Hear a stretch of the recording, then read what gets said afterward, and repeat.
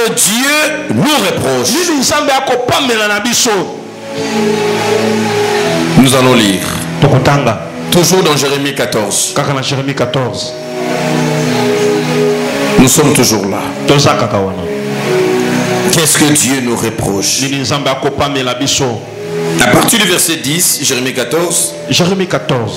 Voici ce que l'Éternel dit de ce peuple. Et quand le pasteur dit ça finalement, mais c'est quoi? Qu'est-ce que je fais? C'est juste ce petit mensonge là qui me colle à la peau, quoi. Qu'est-ce qui nous attire des problèmes? Qu'est-ce que Dieu nous reproche? Écoute ce que Dieu dit. Voici ce que l'Éternel dit de ce peuple. Ils aiment courir ça et là.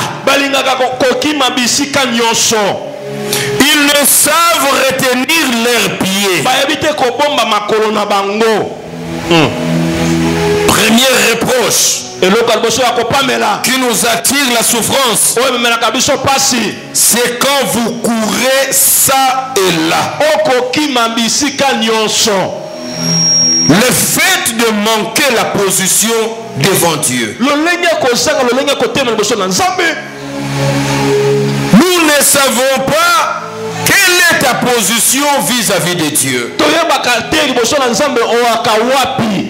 Tantôt tu viens, tantôt tu ne viens pas. Tantôt tu es ici, tantôt c'est avec des rebelles de l'église que tu es à la montagne. Parce que tu es ça et là.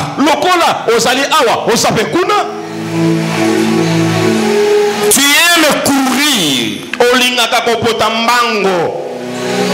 partout où ça chauffe. Et si ça ne chauffe pas? Avec le péché que je te prêche, ça va chauffer comment? Qui a déjà dit amen depuis que je prêche? Qui a dit amen? Si tu me montres, si ça te quitte. Dis-le, on dirait la moukela qui bateau. Amen. Je parle de sa part.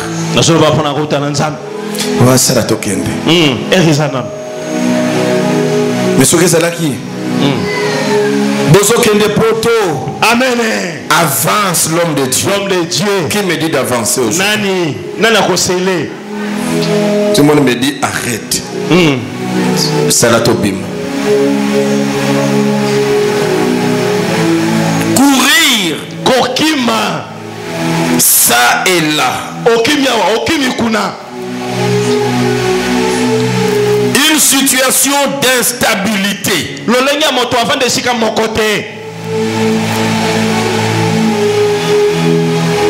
Aujourd'hui, tu chantes. Mercredi, tu ne chanteras pas. Vendredi, tu ne chanteras pas. Dimanche prochain, tu ne seras pas là. Après 2 semaines, tu réapparais. Tu cours ça et là. Instable dans la maison de Dieu. Les choses que Dieu nous reproche. Tu travailles, tu es là. Je ne sais pas au protocole. Et vendredi, tu viendras comme si tu es en colère contre toute l'église. Tu t'assois et tu fermes le visage. Pour nous menacer de ne pas te poser la question pourquoi tu n'as pas travaillé. Tu cours ça et là. Dieu marche avec des hommes qui sont stables. Quand tu viens à l'intercession cette semaine, c'est connu, la semaine prochaine tu ne viendras pas. Tu n'as jamais fait un mois où tu étais dans toutes les réunions de prière sans absence. Dans toutes les réunions d'intercession sans absence. Qu'est-ce que Dieu nous reproche? Qui provoque la souffrance dans ta vie? C'est toi qui devais modérer, tu n'es pas venu. C'est toi qui devais jouer la guitare, tu n'es pas venu. C'est toi, tu ne l'as pas fait. Ce que tu ne sais pas, tu tombes sur le coup de la malédiction. Parce que la parole dit maudit soit qui fait l'œuvre de Dieu avec négligence. Tu as abandonné de servir Dieu. Depuis au Vanda, passez par Zotala Okaka. Mais tu reviendras pour dire pourquoi ma souffrance est-elle continuée. C'est ce jour-là que je te dirai. Quiconque fait avec négligence l'œuvre de Dieu, il est frappé par la malédiction. C'est Jérémie 48:10, j'espère. Qui fait l'œuvre de Dieu avec négligence. Et qui te maudit à ce moment-là? Ce n'est pas ton père, ce n'est pas ta mère, ce n'est pas le pauvre sorcier de ta famille, ce n'est pas le diable, c'est Dieu lui-même dans sa parole. Et tu diras pourquoi ma souffrance? Pourquoi ma souffrance? Tu étais à l'intercession, tu es abandonné. On t'a mis dans une équipe de prière, tu es abandonné. Non, toi tu es derrière la caisse de l'argent. Tu cherches l'argent. Cherche, il n'y a pas de problème. Mais à un certain moment, vous marcherez avec l'argent en parallèle, tu le cherches, il te cherche. Quand tu entres dans cette avenue, l'argent entre dans l'autre avenue. Et tu seras essoufflé, tu diras pourquoi ma souffrance?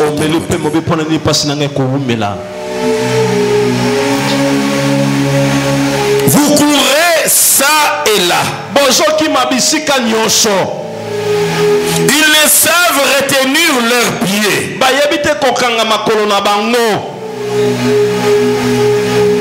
Tu laisses tes pieds marcher où, papa, maman?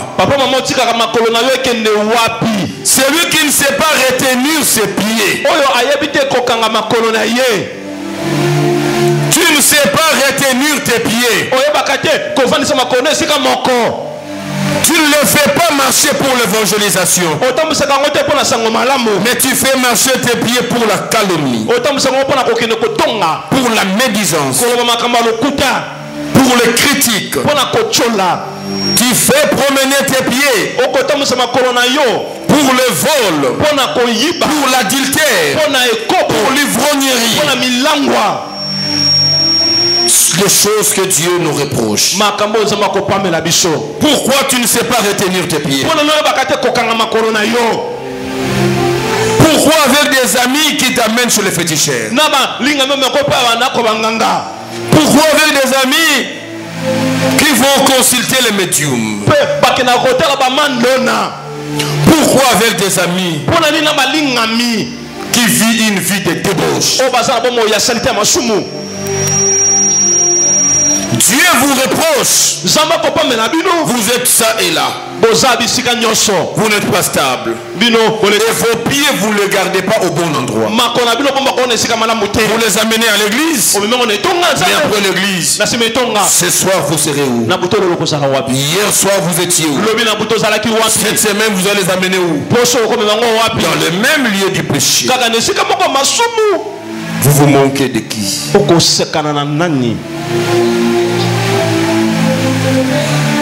Les gens mentent comme ils respirent. Comme si le péché des mensonges a été dérogé dans la liste des péchés pour le Congolais. Je disais à quelqu'un, tu mens pourquoi? Non, j'ai pas. Je dis, mais comment tu peux mentir pour rien? inutilement pour rien. Vous le voyez que c'est lui qui a pris la chemise, il a amené à gauche. Quand vous dites, qui amène? C'est pas moi. Ce n'est pas moi. Vos pieds, est-ce que vous les gardez dans la parole ou vous les laissez aller en dehors de la parole? Frères et sœurs, c'est à ton cœur que je m'adresse. Parce que tu te poses cette question qui est notre thème: pourquoi ma souffrance est-elle? Et je suis en train de décortiquer avec toi pour te montrer les causes et les causes profondes. Et je viens d'arriver à te démontrer même des choses auxquelles Dieu nous reproche.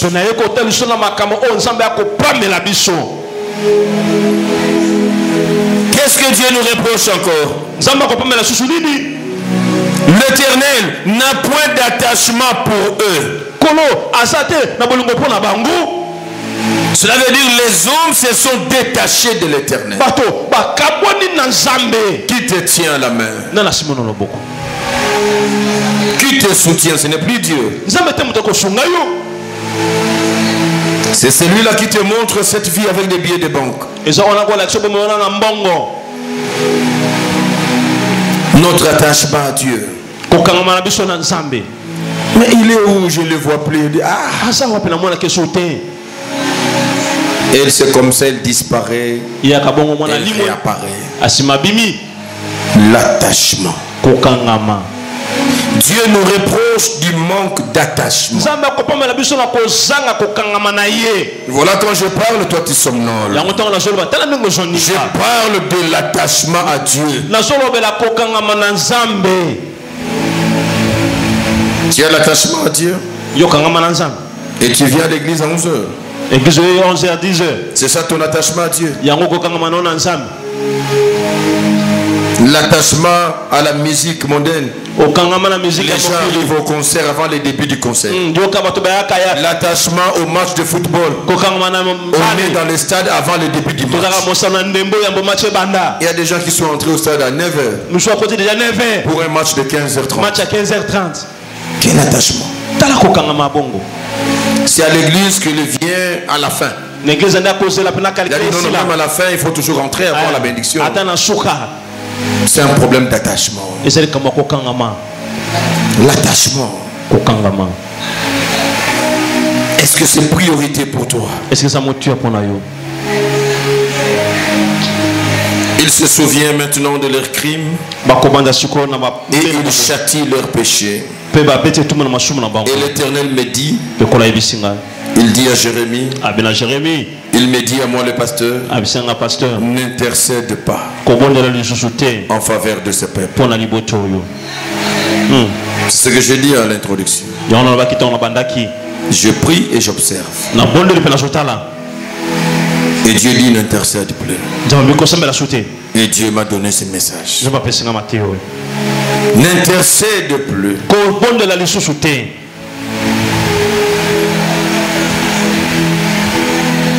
N'intercède pas en vain de ce peuple. Non, non, même si non, non, il a sali provision à Masumu et puis il a sali provision à Mangengenge. 3 semaines à Masumu, 3 jours à Mangengenge. Équilibre. Et puis, micro namati. N'a qu'à décharger Masumu Panza. C'est ce que ça veut dire? Écoutez ce qu'il dit. Verset 12. Verset 12. S'il gêne, je n'écouterai pas leurs supplications. S'ils offrent des holocaustes et des offrandes, je ne les agréerai pas, car je veux le détruire par l'épée, par la famine et par la peste. Vous avez entendu? Tomati mangengenge. Le problème, ce n'est pas mangengenge. Mais quand on a jeûne et prière, ce ne sont pas des jeûnes et des prières. C'est l'obéissance à la parole de Dieu qui prime plus que des jeûnes, des prières, des montagnes. Si tu n'obéis pas à la parole, tu monteras, tu crieras, tu vas même te mutiler. Il ne répondra. On ne se manque pas de Dieu, mes amis. C'est ce qui fait que tu viens avec ton problème. Nous prions, nous intercédons pour toi. Il n'y a pas de changement. Je me connais. Quand je prie, ça va changer. Quand ça ne change pas, je m'interroge. Pourquoi ça ne change pas? Pourquoi je prie pour toi, ça ne change pas? Je dois comprendre le message de Dieu. Si c'est une épreuve, tant mieux. Mais je dois comprendre qu'est-ce qui est à la base. La cause, c'est où? Très souvent, c'est le péché. C'est le péché la cause. On vous impose le main, vous n'êtes pas guéri. On prie pour vous, il n'y a pas de solution. Dieu dit au prophète Jérémie, n'intercède pas pour eux parce que je ne vais pas exaucer. J'ai pris et Dieu refuse d'exaucer. Parce que ton attitude vis-à-vis de Dieu, c'est une attitude orgueilleuse. Des gens qui se méconduisent, ils se comportent n'importe comment. Et qu'est-ce qui les amène? Ce sont des holocaustes, des offrandes à l'église. On peut amener les offrandes et les holocaustes à l'église. C'est une chose. Une autre chose est que ces offrandes soient agréées par Dieu. Quand on donne à Dieu, on risque. Nous ne savons pas s'il va agréer. C'est comme cela que Caïn avait donné. Abel aussi avait donné. Tous ont donné des offrandes. Mais la Bible dit Dieu a agréé.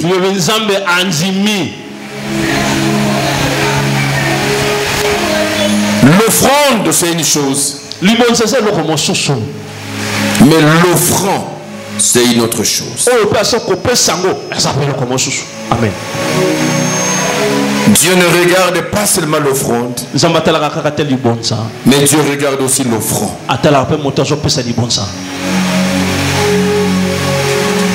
Nous avons dit que Dieu agréa Abel et son offrande. Quand Dieu ne t'agrée pas, il n'agréera pas non plus ton offrande. Amen. Ne pensez pas que vous trompez Dieu ou vous êtes en train de corrompre Dieu avec des offrandes, avec des holocaustes. C'est vous d'abord que Dieu cherche à voir. C'est votre attitude, votre comportement qui attire Dieu. C'est d'abord ça.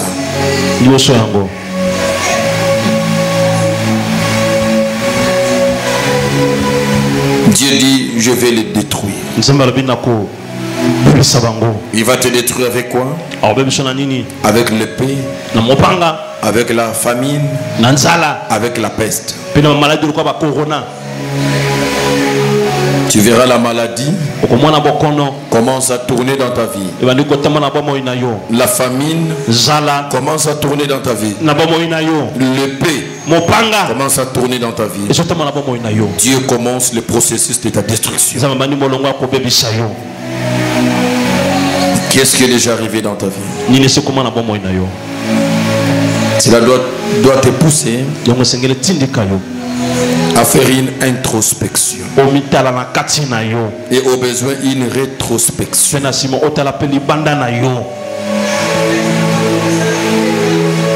Cela est très important. Frères et sœurs, c'est important. C'est ça le secret. d'une vie victorieuse.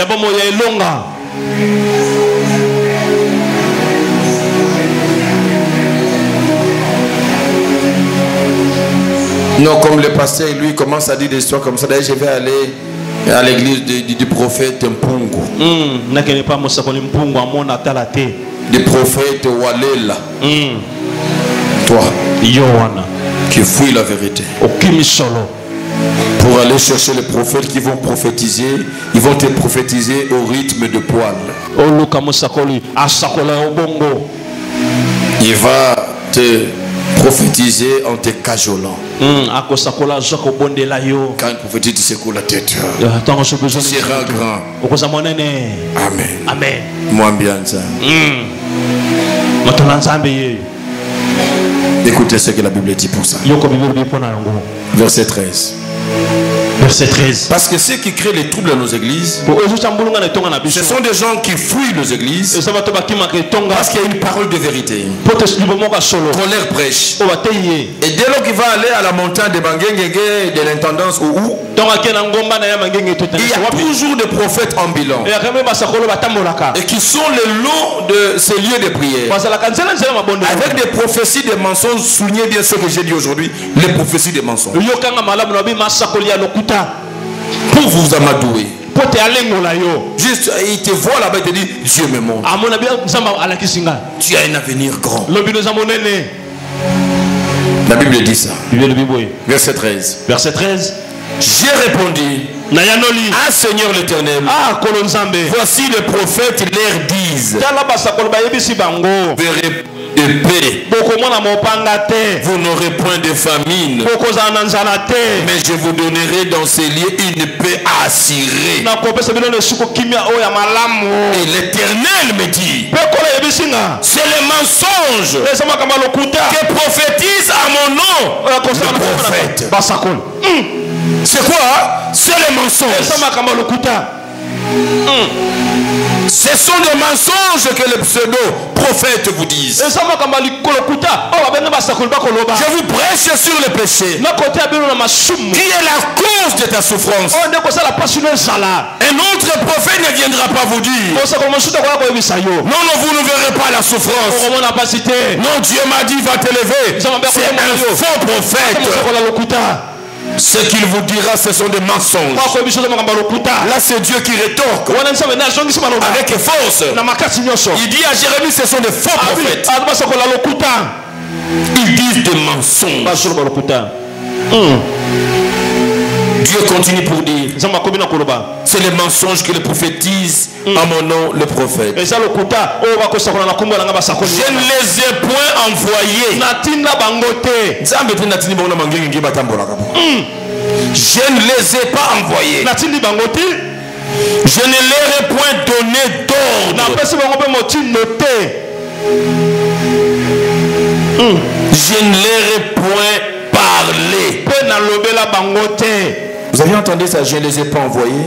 Je ne les ai pas donné d'ordre. Je ne les ai pas parlé. Ils parlent à leur propre nom, pour le bénéfice de leur propre ventre. Ils parlent à leur propre nom. Tous ces jeunes prophètes qui vous font défiler derrière pour chercher des likes dans le Facebook, ils ne parlent pas au nom de Dieu. Dieu dit, je ne leur ai pas donné d'ordre. L'ordre c'est quoi? C'est le mandat. Maman, papa, tu ne peux pas parler au nom et pour le compte de Dieu sans le mandat de Dieu. C'est ce qui a fait périr les fils de Séva. Amen. Les démons ont dit, nous connaissons ce Dieu. Et vous, qui êtes-vous? Qui vous a donné mandat? Quand je parle ici, je parle, le diable m'écoute. Les entités spirituelles m'écoutent. Parce que j'ai reçu mandat de parler. Et quand je parle, ça bouge dans le monde des ténèbres. Les lignes bougent dans le monde spirituel. Parce que Dieu m'a donné mandat. Yes. Je peux donner le micro un mois à quelqu'un ici. Sans ma couverture. Il n'a pas le mandat de Dieu, vous allez l'enterrer. Il va parler, vous allez l'enterrer. On n'a pas. Il faut avoir le mandat de Dieu. Amen. Les dons, c'est une chose. Le mandat, c'est autre chose. C'est comme cela quand quelqu'un a des dons et a un ministère.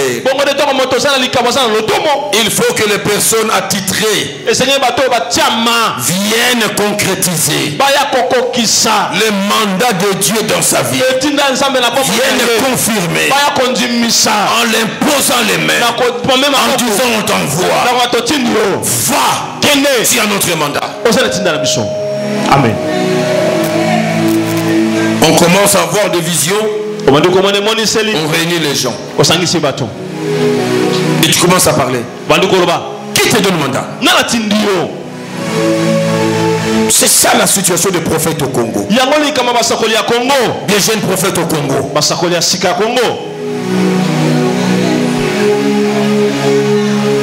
Quand les choses étaient bien dans ces pays, c'est quand on avait des pasteurs. Dans les années 80, les apôtres à la limite. On n'avait pas de prophètes à ce temps. Quand le vague de prophètes est arrivé, tout est arrivé. Les mensonges. Parce que tout le monde parle, même ceux qui ont mandat et ceux qui n'en ont pas. Et nous sommes perdus. Je ne les ai pas envoyés.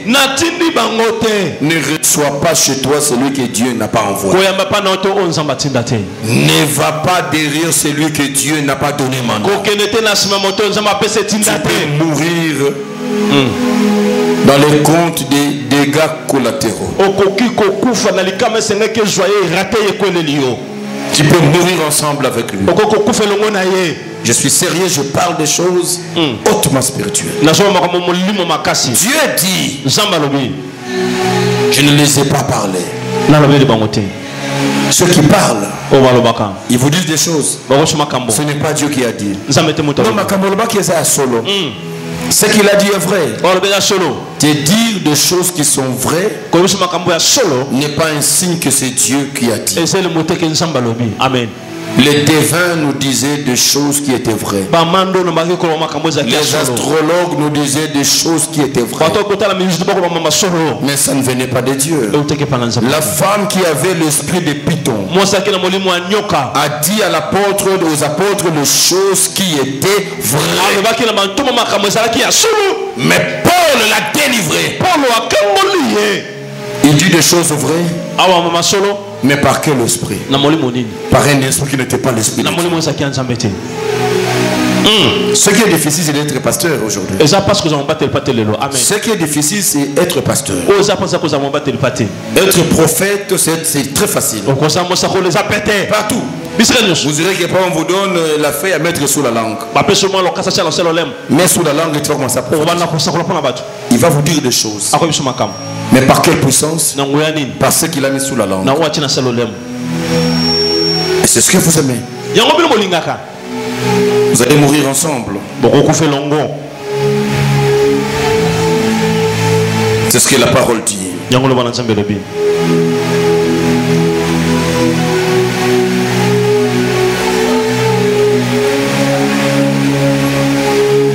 Je ne leur ai point parlé. Ce sont des visions mensongères, des vaines prédictions, des tromperies de leur cœur qu'ils vous prophétisent.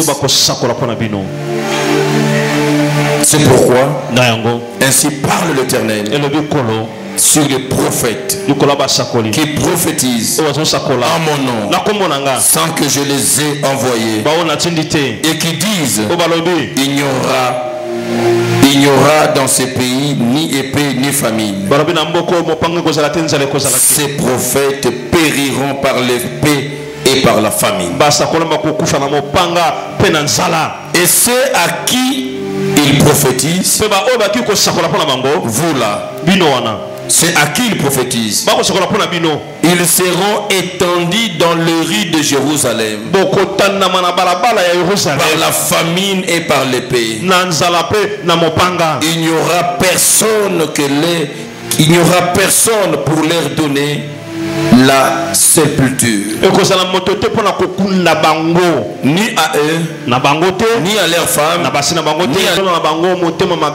Même si ça ne te plaît pas, est-ce que tu peux me dire amen, même de semblant?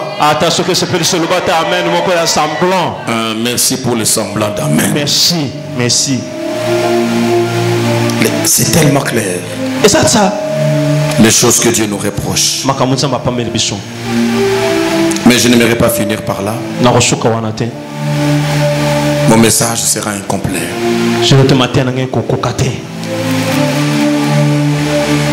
Nous avons un Dieu, pas de la nouvelle, pas de l'ancienne alliance, mais de la nouvelle alliance. Nous avons un Dieu qui ne sanctionne pas seulement, mais aussi un Dieu qui donne des voies de sortie. Et je vais finir par te donner la recommandation. Que faut-il faire pour arrêter cette souffrance qui ne cesse de te faire pleurer? Tu as compris les causes. Tu as compris le pourquoi. Tu as compris tout ce qui entoure ta souffrance. Mais je ne dois pas te laisser comme ça. Tu vas rentrer avec un sentiment. Un sentiment d'insatisfaction. Dieu ne vient pas seulement pour nous menacer, mais c'est un Dieu d'amour. Il laisse toujours une brèche pour te permettre de lui revenir. L'enfant prodigue souffrait, mais son père avait toujours la possibilité de le reprendre le jour où il est revenu. La souffrance a duré autant que le fils a duré à l'extérieur. Mais la souffrance s'est arrêtée le jour où le fils a pris la décision de revenir à son père.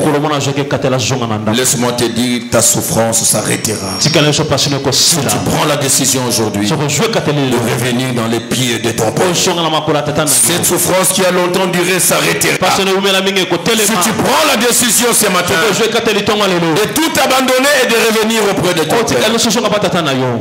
Jérémie 15 19 à 21. 19 à 21. J'avais dit je ne sors pas Jérémie aujourd'hui. Je finis par là. Jérémie 15. Jérémie chapitre 15. Verset 19. Verset 19 à 21. À 21.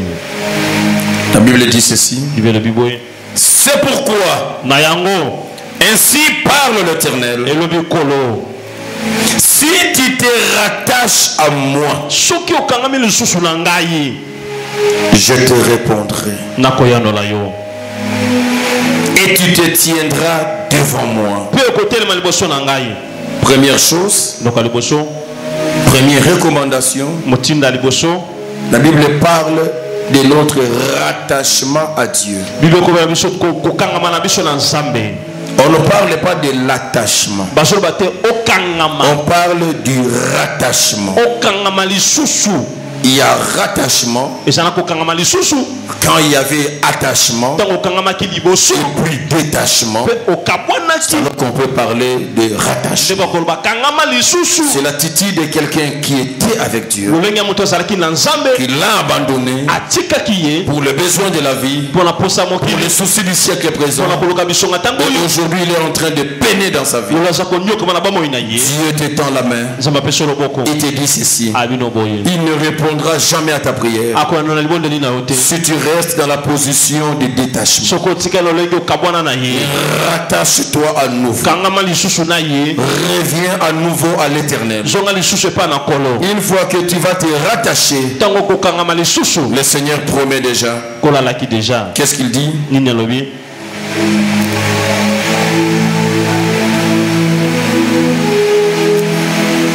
Il dit, je te répondrai.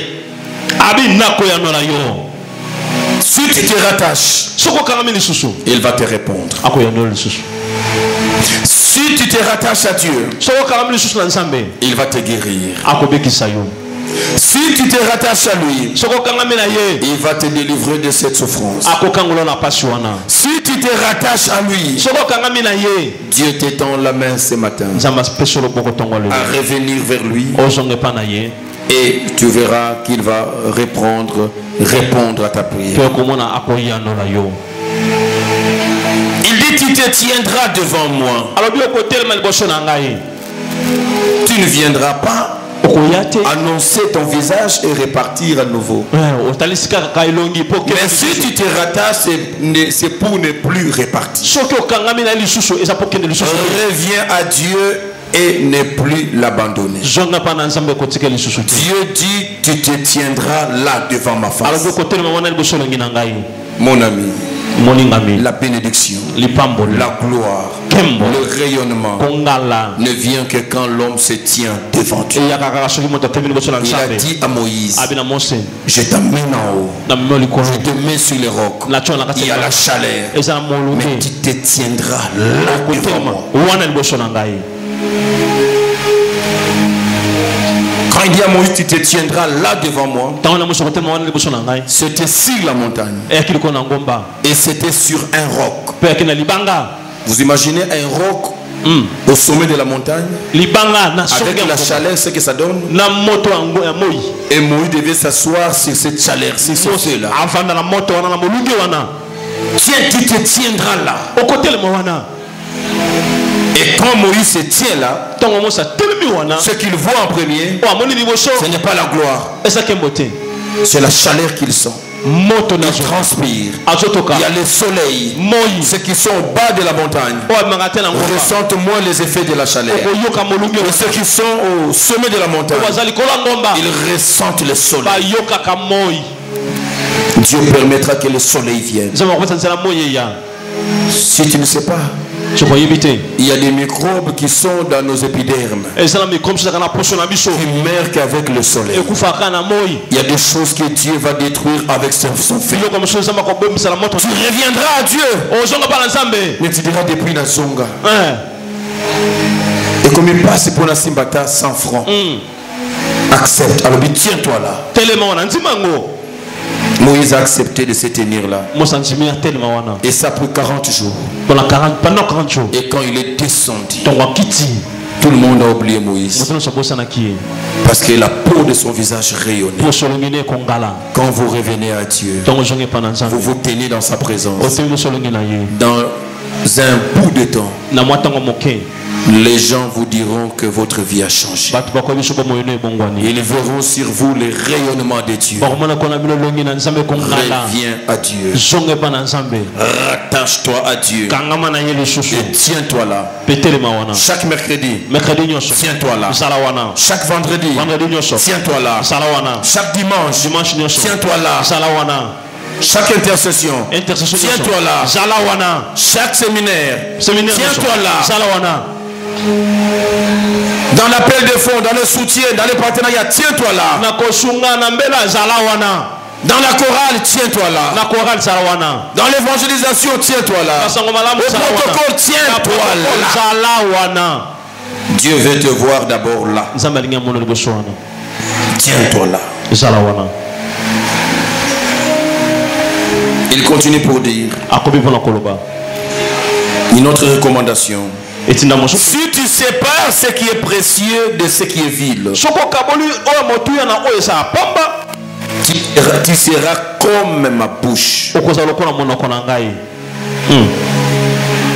Si tu sépares ce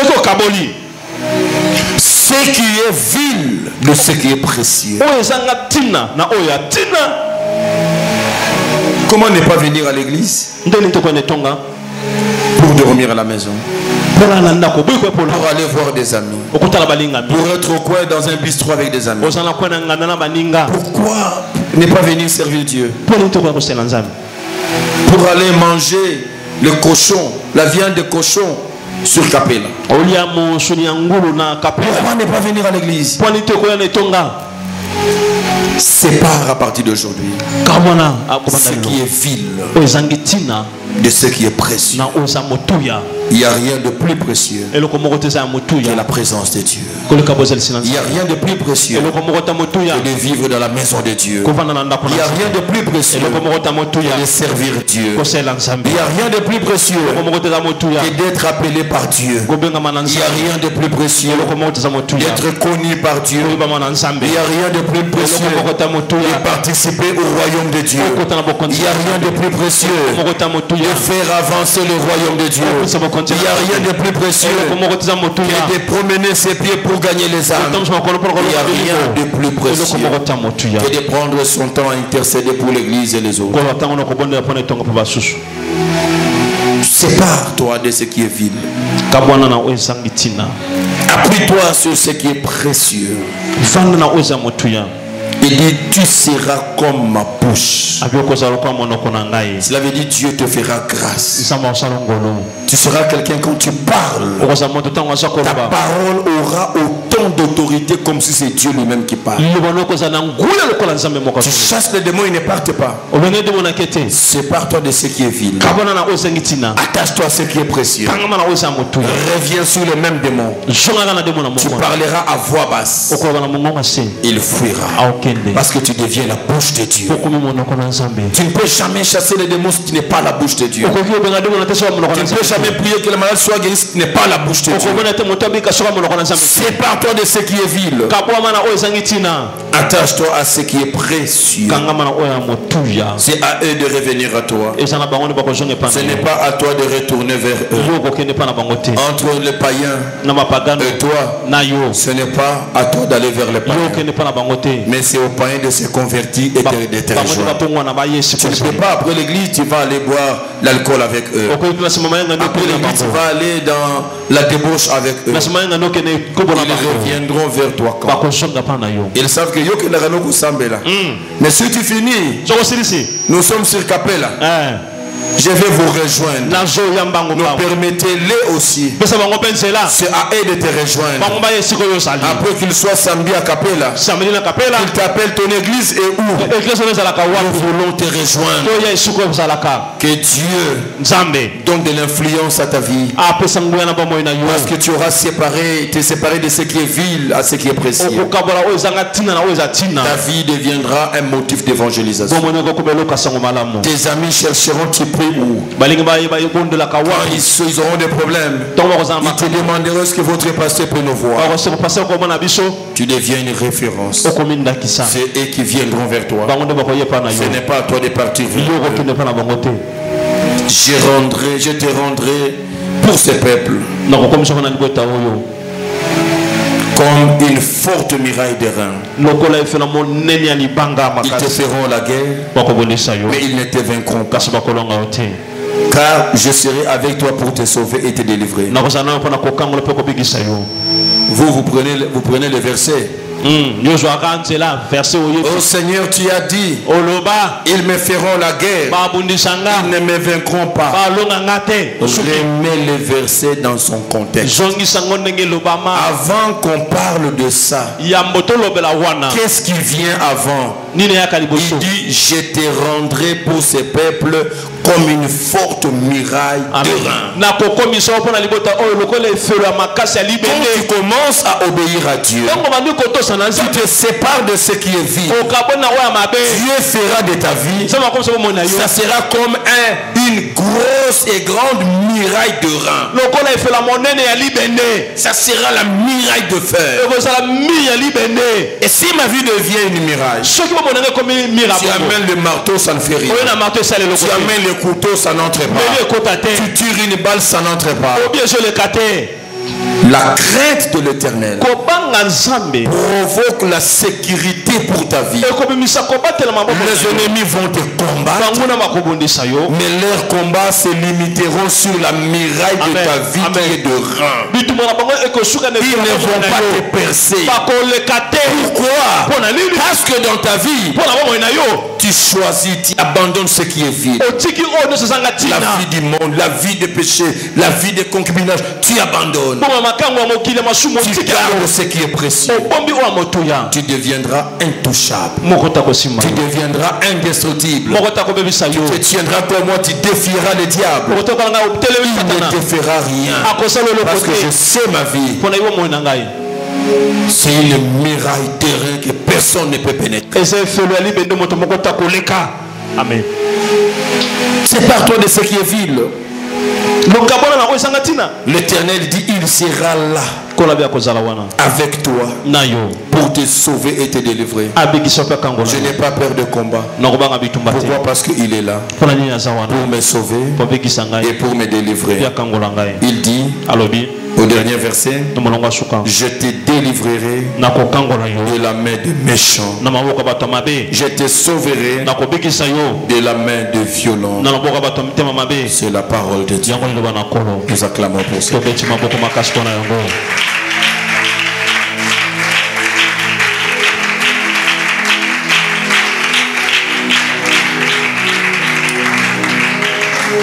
Je peux te donner quelques minutes, nos yeux sont fermés. Tu vas prier après avoir écouté cette parole. Tu sais où tu t'es retrouvé. Et tu sais qu'est-ce que tu peux faire maintenant. Pourquoi ma souffrance est-elle continuelle? Tu as compris que le problème c'est toi-même.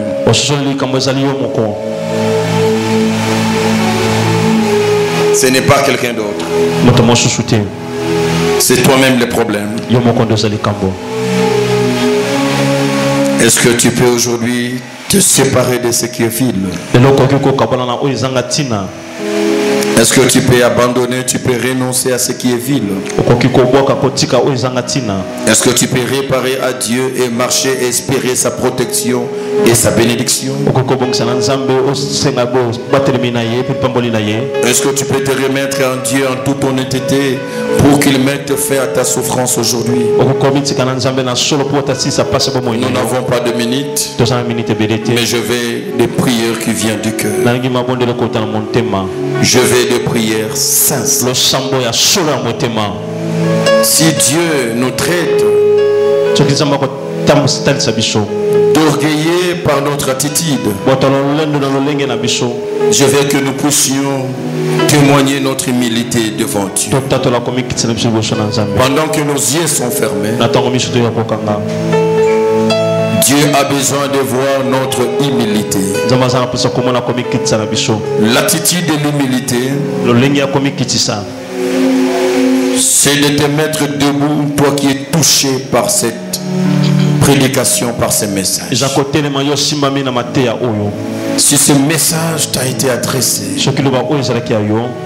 si ce message t'a touché, si Dieu t'a interpellé, si tu as compris la cause de ta souffrance, je vais t'appeler à te mettre debout. Parce que Dieu nous a taxés d'orgueillés. Nous voulons commencer par témoigner notre humilité. De n'avoir pas honte de ceux qui sont à gauche et à droite. De nous tenir debout devant ces dieux. En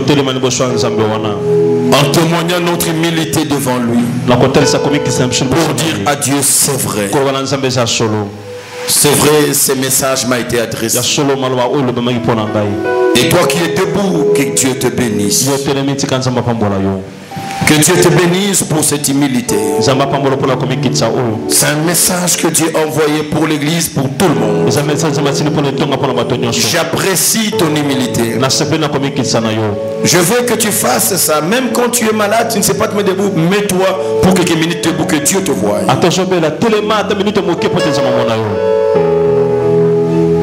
Alléluia. Nos yeux sont fermés. vais prier pour ceux qui sont debout. Mets ta main droite sur ton cœur. Nos yeux sont fermés. Alléluia. Ne sois pas distrait.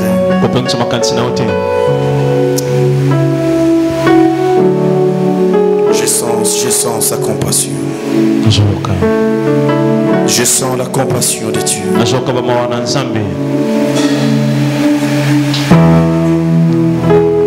Alléluia. Alléluia.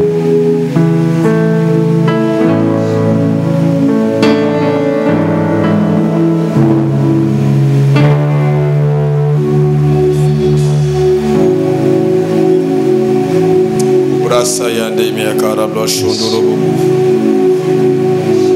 Ora blashandara baba baba seke.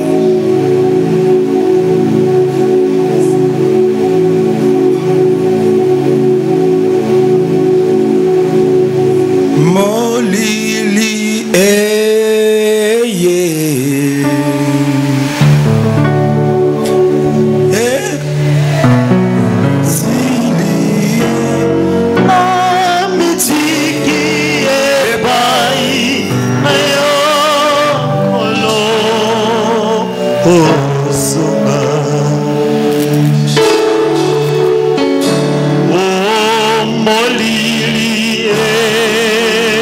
Ne sois pas distrait. Alléluia.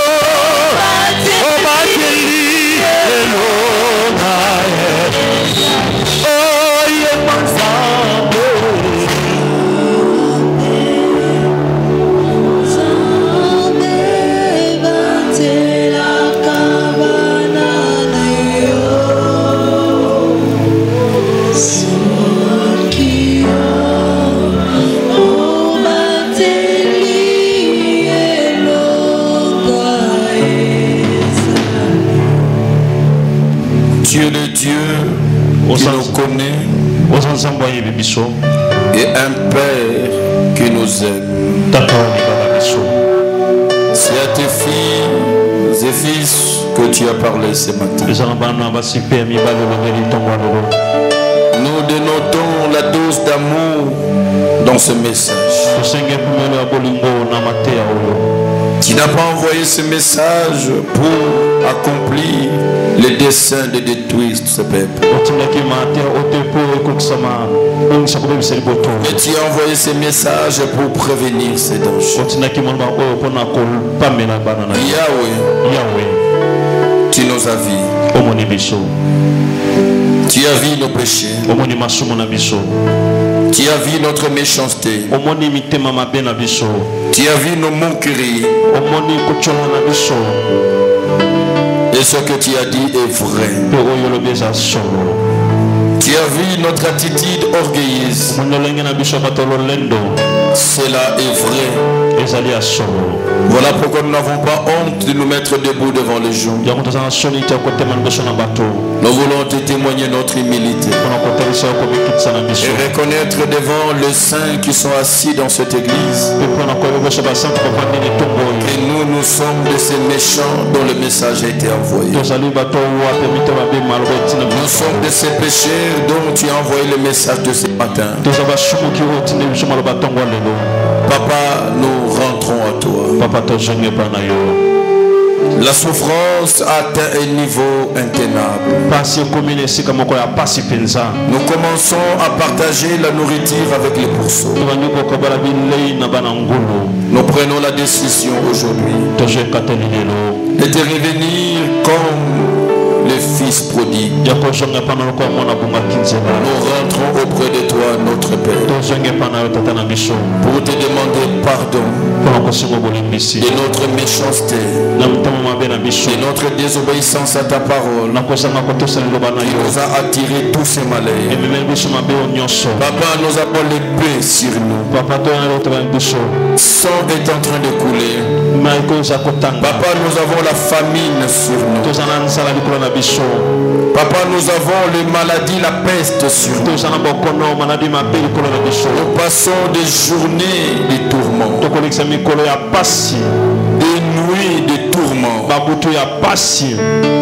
Nous n'avons pas de repos. Et pourtant c'est notre année de repos. Tu as changé notre repos en repos de douleur, en repos de souffrance. Nous nous reposons dans la souffrance. Nous nous reposons dans les douleurs. Le sang coule. Papa, aie pitié de ton église. Aie pitié de ma soeur, de mon frère. Aie pitié de chacun de nous, de chacun de tes serviteurs. Aie pitié, Yahweh. Nous n'avons pas à énumérer ce que nous avons fait. Nous avons tout fait. Et nous l'avions fait devant toi. Les actes de méchanceté. Seigneur, pardon. Pardon pour ton église. Par ton sang. Par ton sang, sanctifie encore l'église. Par ton sang, vérifie encore l'église. Par ton sang, sanctifie le cœur de ma soeur et de mon frère. Sanctifie son âme, sanctifie son esprit, et que tout son corps soit nettoyé. Seigneur, impute-nous ta justice, et que l'iniquité qui nous a fait priver le bonheur puisse tomber. Tendre Père, nous revenons à toi. Redonne à chacun de nous la vie. Redonne à chacun de nous la santé. Redonne à chacun de nous la richesse. Redonne à chacun de nous la sécurité. Que la souffrance qui pesait sur ma soeur, qui pesait sur mon frère, souffrance de l'épée, l'épée de l'ennemi, l'épée qui faisait pleurer, l'épée qui donnait des douleurs, l'épée qui faisait couler notre sang. J'ai pris au nom de Jésus-Christ que cette épée soit retirée de la vie de ma sœur et de mon frère. Au nom de Jésus-Christ. J'ai pris tendre Père pour la souffrance de la famine, la sécheresse dans tout ce que nous sommes en train d'entreprendre, sécheresse financière, sécheresse matérielle, manque d'emploi, manque d'opportunités, manque d'avancement dans le commerce. Père éternel, Papa, c'est quoi? Manque d'élévation, d'avancement en grade et en fonction. Père éternel, Papa, c'est quoi? Que ces fléaux se retirent de la vie de ma soeur et de mon frère. Au nom puissant de Jésus-Christ. J'ai prié, Seigneur, pour la troisième souffrance, qui est la souffrance de la peste. Là où la maladie a dominé la vie de ma soeur et de mon frère. La maladie qui sous-tendent le péché. Père, Papa, il n'y a plus de péché. Il n'y a plus de péché. Car nous t'appartenons. Et il n'y a plus de condamnation pour nous maintenant. J'ordonne à toute maladie dans le corps de ma soeur, dans le corps de mon frère, la maladie qui trouvait le soubassement de péché, lâche maintenant